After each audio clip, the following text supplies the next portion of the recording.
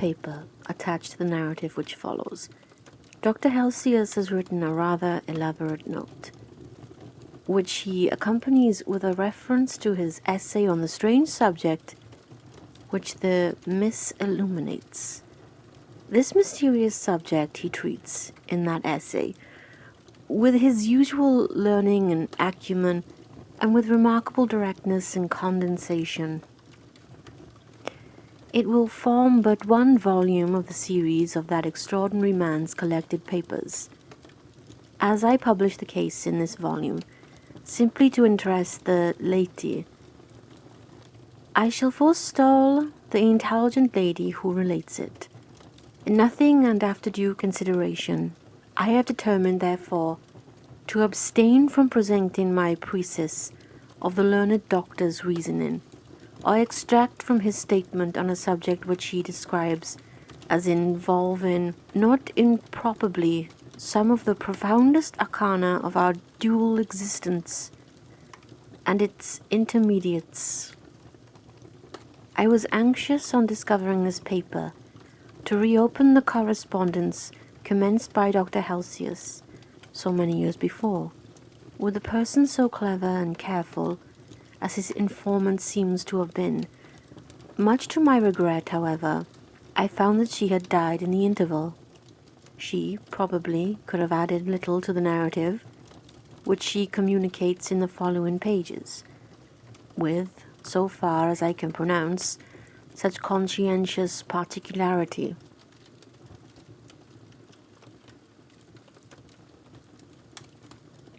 In Styria, we, through by no means magnificent people, inhabit a castle. A small income in that part of the world goes a great way. 800 or 900 a year does wonders. Scantily enough ours would have answered among wealthy people at home. My father is English, and I bear an English name, although I never saw England. But here in this lonely and primitive place, where everything is so marvelously cheap, I really don't see how ever so much more money would at all materially add to our comforts, or even luxuries. My father was in the Austrian service, and retired upon a pension and his patrimony, and purchased this feudal residence and the small estate on which it stands, a bargain. Nothing can be more picturesque or solitary. It stands on a slight eminence in the forest. The road, very old and narrow, passes in front of its drawbridge, never raised in my time, and its moat stocked with perch and sailed over many swans, and floating on its surface white fleets of water lilies. Over all this the castle shows its many-windowed front, its towers and its Gothic chapel. The forest opens in an irregular and very picturesque glade. Before its gate, and at the right, a steep Gothic bridge carries the road over a stream that winds in deep shadow through the wood. I have said that this is a very lonely place. Judge whether I say truth. Looking from the hall door towards the road, the forest in which our castle stands extends 15 miles to the right and 12 to the left. The nearest inhabited village is about 7 of your English miles to the left. The nearest inhabited castle of any historic associations is that of old General Spielsdorf, nearly 20 miles away to the right. I have said the nearest inhabited village because there is, only 3 miles westward, that is to say, in the direction of General Spielsdorf's castle, a ruined village, with its quaint little church, now roofless, in the aisle of which are the mouldering tombs of the proud family of Karnstein, now extinct, who once owned the equally desolate chateau, which in the thick of the forest overlooks the silent ruins of the town. Respecting the cause of the desertion of this striking and melancholy spot, there is a legend which I shall relate to you another time. I must tell you now how very small is the party who constitute the inhabitants of our castle. I don't include servants or those dependents who occupy rooms in their buildings attached to the castle. Listen and wonder. My father, who is the kindest man on earth, but growing old, and I, at the date of my story, only 19, 8 years have passed since then. I and my father constituted the family at the castle. My mother, a Styrian lady, died in my infancy, but I had a good-natured governess who had been with me from, I might almost say, my infancy. I could not remember the time when her fat, benignant face was not a familiar picture in my memory. This was Madame Perrodon, a native of Berne, whose care and good nature now, in part, supplied to me the loss of my mother, whom I do not even remember. So early I lost her. She made a third at our little dinner party. The fourth was Mademoiselle de la Fontaine, a lady such as you term, I believe, a finishing governess. She spoke French and German, Madame Perrodon French and broken English, to which my father and I added English, which partly to prevent it becoming lost language among us, and partly from patriotic motives. We spoke every day.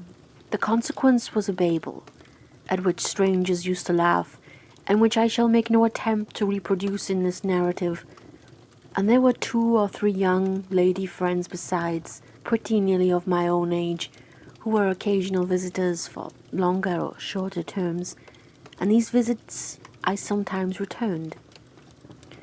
These were our regular social resources, but of course there were chance visits from neighbors of only 5 or 6 leagues distance. My life was notwithstanding rather a solitary one, I can assure you. The first occurrence in my existence, which produced a terrible impression upon my mind, which in fact never has been effaced, was one of the very earliest incidents of my life which I can recollect. Some people will think it so trifling that it should not be recorded here. You will see, however, by and by why I mention it. The nursery, as it was called, though I had it all to myself, was a large room in the upper story of the castle, with a steep oak roof. I can't have been more than 6 years old when one night I awoke. I looked around the room from my bed, failed to see the nursery maid, neither was my nurse there, and I thought myself alone. I was not frightened, for I was one of those happy children who are studiously kept in ignorance of ghost stories, of fairy tales, and all such lore as makes us cover up our heads when the door cracks suddenly, or the flicker of an expiring candle makes the shadow of a bedpost dance upon the wall nearer to our faces. I was vexed and insulted upon finding myself, as I conceived, neglected, and I began to whimper, preparatory to a hearty bout of roaring, when to my surprise I saw a solemn but very pretty face looking at me from the side of the bed. It was that of a young lady who was kneeling, with her hands under the coverlet. I looked at her with a kind of pleased wonder, and ceased whimpering. She caressed me with her hands and lay down beside me on the bed, and drew me towards her, smiling. I felt immediately delightfully soothed, and fell asleep again. I was wakened by a sensation as if 2 needles ran into my breast very deep at the same time, and I cried loudly. The lady startled back, with her eyes fixed on me, and then slipped down upon the floor, and as I thought, hid herself under the bed. I was now for the first time frightened, and I yelled with all my might and main. Nurse, nursery maid, housekeeper, all came running in, and hearing my story they made light of it, soothing me all they could meanwhile. But, child as I was, I could perceive that their faces were pale with an unwonted look of anxiety, and I saw them look under the bed and about the room, and peep under tables and pluck open cupboards. And the housekeeper whispered to the nurse, "Lay your hand along that hollow in the bed. Someone did lie there. So sure as you did not, the place is still warm." I remember the nursery maid petting me, and all three examining my chest, where I told them I felt the puncture, and pronouncing that there was no sign visible that any such thing had happened to me. The housekeeper and the two other servants who were in charge of the nursery remained sitting up all night, and from that time a servant always sat up in the nursery until I was about 14. I was very nervous for a long time after this. A doctor was called in, and he was pallid and elderly. How well I remember his long, saturn face, slightly pitted with smallpox, and his chestnut wig. For a good while, every second day, he came and gave me medicine. Of course, I hated.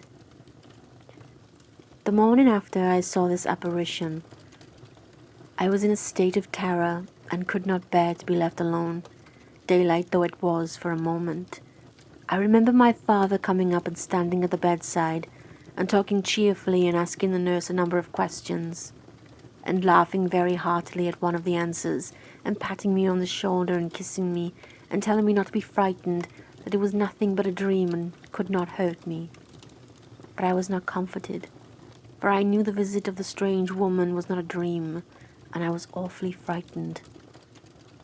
I was a little consoled by the nursery maid's assuring me that it was she who had come and looked at me, and lay down beside me in the bed, and that I must have been half dreaming not to have known her face.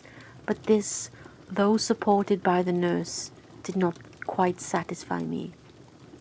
I remembered in the course of that day a venerable old man in a black cassock coming into the room with the nurse and housekeeper, and talking a little to them, and very kindly to me. His face was very sweet and gentle, and he told me they were going to pray, and joined my hands together and desired me to say softly while they were praying, "Lord, hear all good prayers for us, for Jesus' sake."